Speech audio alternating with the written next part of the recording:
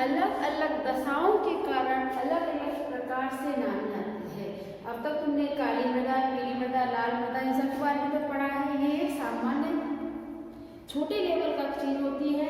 अब हम पढ़ेंगे थोड़े, सब नेट की तैयारी कर रहे हैं तो बड़े लेवल की चीजें पढ़ेंगे, तो उसमें जो है किस तरह के नाम आते हैं उसके अकॉर्डिंग मैं ये बता दूँ, ठीक है।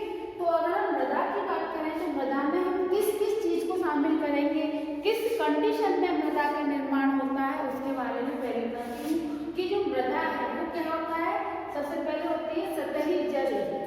पहले तो मूल पदार्थ होता है, ये शब्द रहेगा यहाँ पर मूल पदार्थ। मूल पदार्थ से अभिप्राय है कि जो जिस तरह की संरचना में अगर काली मिट्टी, अगर पथरीला क्षेत्र है तो काली मिट्टी बनेगी, रेतीला क्षेत्र है तो रेतीली मिट्टी बनती है। तो इस कंडीशन में चट्टान में जो भी तत्व पाए जाते हैं उन तत्वों के आधार पर मूल पदार्थ लिया जाता है। मूल पदार्थ के बाद वहां पर जल कैसा मिल रहा है, सतही जल यानी कि वर्षा द्वारा मिल रहा है या फिर अंडरग्राउंड वाटर जो है वो ऊपर आ रहा है। साथ में जैविक पदार्थ कौन से हैं, जैविक पदार्थ के सिद्धांत होते हैं कि वहां पर कौन सी वनस्पति पाई जाती है, उस वनस्पति के आधार पर जो हमारे जैविक पदार्थ हैं वो निर्धारित होते हैं। साथ में जलवायु, कैसी जलवायु है, उष्ण है, शीत है, उष्ण आर्द्र है, उपोष्ण है, वो हर एक जलवायु में मिट्टी की जो मैंने पिछले वीडियो में बताया था अपक्षालन की क्रिया, विनिक्षेपण, कोशिका क्रिया, तो वो सब कौन सी क्रिया हो रही है जिस कारण से इस मिट्टी का निर्माण हो रहा है, वो सब चीज आती है जलवायु में। साथ में उच्चावच कैसा है, पर्वतीय क्षेत्र है, पठारी क्षेत्र है, मैदानी क्षेत्र है, वो भी निर्धारित करता है। क्योंकि अगर ढाल अधिक होगा तो मिट्टी की लेयर वहां पर मोटी जमा नहीं हो सकती, जहां ढाल कम होगा वहां सामान्य होगी, और जहां ढाल होगा ही नहीं वहां मिट्टी की जो सतह है वो अधिक मोटी मिलती है। तो वो सब चीज आ जाती है हमारे उच्चावच। समय में आता है कि वो मिट्टी कितनी पुरानी है।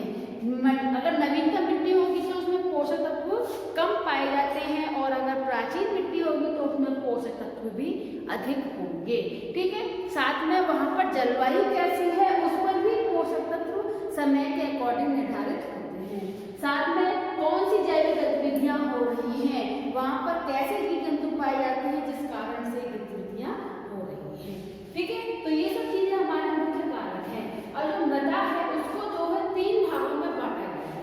ये जो 3 भाग बांटे गए हैं ये 1938 में संयुक्त राज्य कृषि विभाग ने बांटे थे। ये 3 भाग हैं वो कब बांटे थे, 1938 में किसने बांटे थे, संयुक्त राज्य कृषि विभाग ने।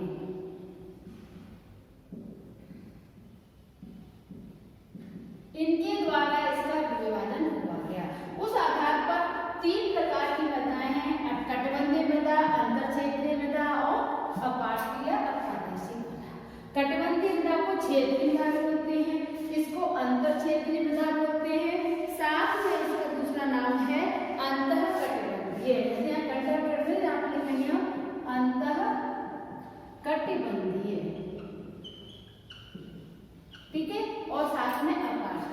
ये जो मृदाएं हैं इसमें सबसे प्रमुख जो है वो कटिबंधीय मृदाएं है, क्योंकि जो भी मृदाएं पाई जाती हैं ये तो सामान्य है, एक ही डिवाइडेशन होता है, लेकिन कटिबंधीय मृदाएं उसको इन सब कंडीशन के आधार पर अलग अलग नामों से जाना जाता है। जिसमें हमारे इसके मुख्य भाग जो है वो है पेडार्फर, पॉडोजोलिक और लैटराइट। ये 3 प्रकार की प्रमुख मृदाएं होती हैं। पेडार्फर की अगर हम बात करें तो पेडार्फर का मतलब होता है paid plus LU plus oleic, ठीक है। पेड का मतलब मिट्टी, LU माने एल्यूमिनियम और फॉलिक माने लोहा तत्व या लोहांश की मात्रा। तो इन 3 चीजों से हमारी जो है पेडार्फर की मिट्टी निर्भर करती है। और इस पेडार्फर में जो मृदा है इसमें बहुत सारे होते हैं, और ये जो मृदा है इसका निर्माण जो होता है वो निक्षालन की क्रिया से होता है। निक्षालन से इसका निर्माण अब इस निर्माण में इसकी बहुत सारे टाइप्स निकल के आते हैं।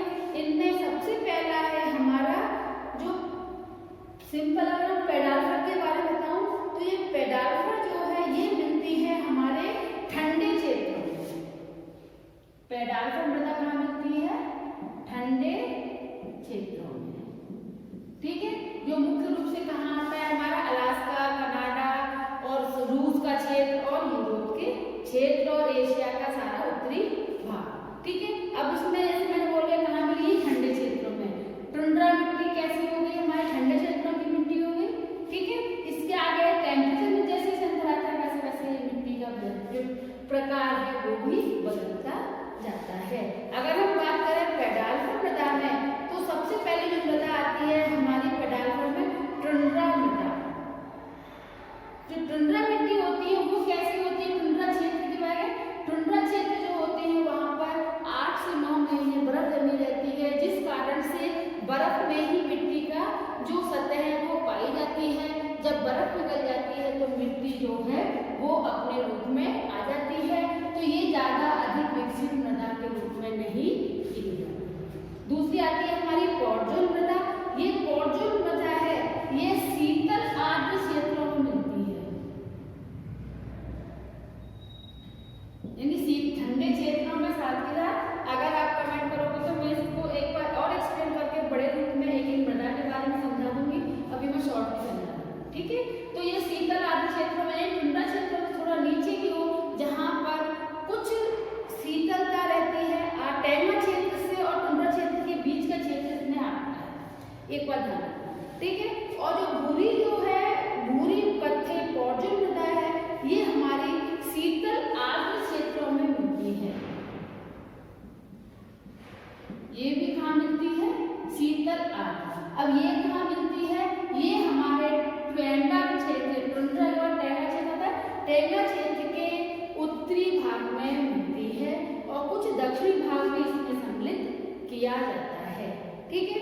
और ये टैंगा वन के दक्षिण में लगभग मिलती है, ये टैंगा के उत्तर में, मैं लिख दे रही हूँ यहाँ पर, टैंगा के शॉर्ट में लिखूँ उत्तर में, और ये मिलती है टैंगा के दक्षिण में।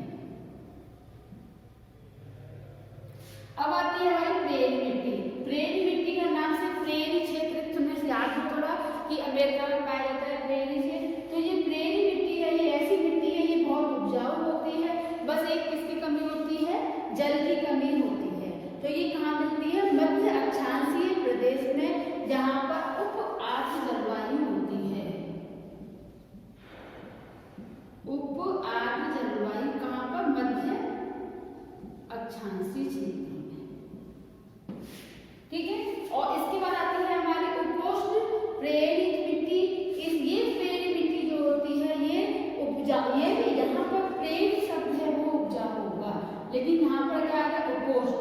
उपोष्ण का मतलब यहाँ पर तापमान भी अधिक रहता है और आर्द्रता भी कम रहती है, तो वो क्षेत्र कहलाता है गर्मियों में अधिक तापमान, सर्दियों में कम तापमान, तो वो आता है हमारा उपोष्ण प्रेरित क्षेत्र में, ठीक है। अब अगला आता है हमारा आर्द्र उपोष्ण प्रेरित मिट्टी।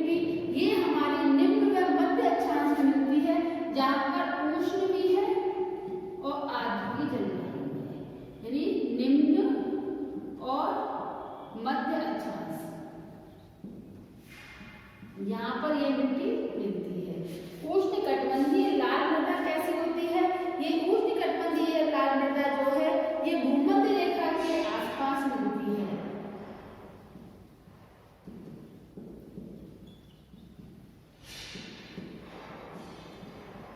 ठीक है। अगर मैं इस चीज को ग्लोब पर दिखाऊं तो मैं समझने के लिए आसानी हो जाएगी। ये हमारी भूमध्य रेखा है, ठीक है। यहाँ पर मैं नंबर डाल दूं तो मैं नाम लिखूंगी, बहुत टाइम लगेगा। ये क्या है? उष्णकटिबंधीय 1 2 3 4 5 6 7, ये फॉर्म अगर लिखे तो पहली यहाँ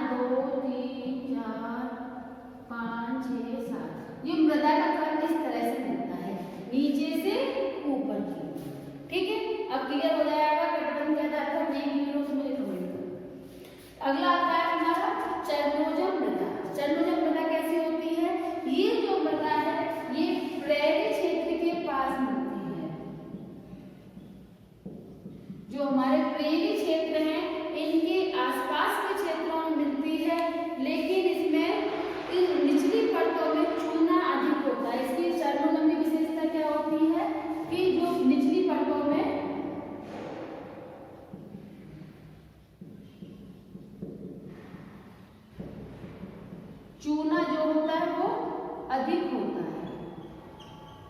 ठीक है, और इसकी जो ये कहाँ पाई जाती है, ये शीतोष्ण उपोष्ण क्षेत्र में पाई जाती है, यानी कि पोर्टजोल के दक्षिण में। ठीक है, ये कहाँ मिलती है, शीतोष्ण, और साथ में वो क्षेत्र कैसा होता है, उपोष्ण, यानी यहाँ पर वर्षा थोड़ी कम होती है। और दूसरी आती है हमारी चेस्टनट, इसको हम बोल सकते हैं ये तो प्रेरी है, ये स्टेपी क्षेत्र में मिलती है। ठीक है, स्टेपी क्षेत्र में कैसी जगह होती है, जहाँ पर प्रेरी क्षेत्र में तो बड़ी घासें होती हैं, यानी कि ये उपजाऊ मिट्टी है, और यहाँ पर छोटी घास होती है, ये थोड़ी कम उपजाऊ मिट्टी, तो छोटी घास का क्षेत्र होता है, ये कम उपजाऊ होता है। ठीक है, ये मेन चीजें हैं, इनको याद रखना। ये कहाँ मिलती है, ये भी शीतोष्ण उपोष्ण क्षेत्र में ही मिलती है। अगली आती है हमारी मरुस्थलीय या सिरोजन मिट्टी। मरुस्थलीय से बहुत यहाँ पर वर्षा कम होगी। ये तीनों ही क्षेत्र ऐसे हैं जहाँ पर वर्षा, लेकिन यहाँ सबसे कम वर्षा होती है, यहाँ थोड़ी उससे अधिक, और यहाँ पर कुछ अधिक वर्षा होती है। तो इस आधार पर मिट्टियों को बांटा जाता है। अगला आता है हमारा अंतर क्षेत्रीय या अंतर कटिबंधीय मृदा। अंतर कटिबंधीय मृदा क्या होता है, यहाँ पर जल प्रवाह का प्रभाव रहता है, इसे मैं साफ कर दे रही हूँ।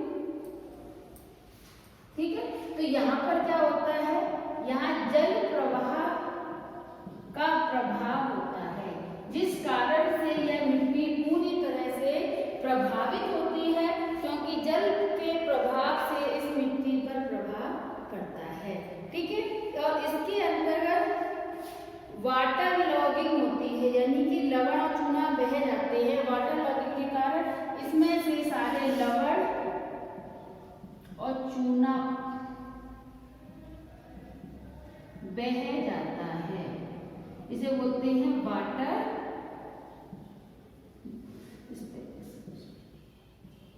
Water logging. ठीक है, ये क्रिया अंतर क्षेत्रीय क्षेत्रों में होती है। और अगला आता है हमारा अपार्श्विक या अप्रादेशिक मृदा। ये जो होती है ये नवीन मृदा होती है, और इनमें जल के कार्य, वायु के कार्य, इन सब के बारे में अगर पढ़ा हो तो उनसे जो जल, वायु, धाराएं तरंग कह सकते, तरंग आदि के द्वारा जो निर्मित होती हैं वो कहलाती है हमारी अप्रादेशिक मृदाएं। ठीक है, थोड़ा और समझना हो तो मुझे कमेंट करना, जिससे कि मैं दोबारा उसको कर सकूं।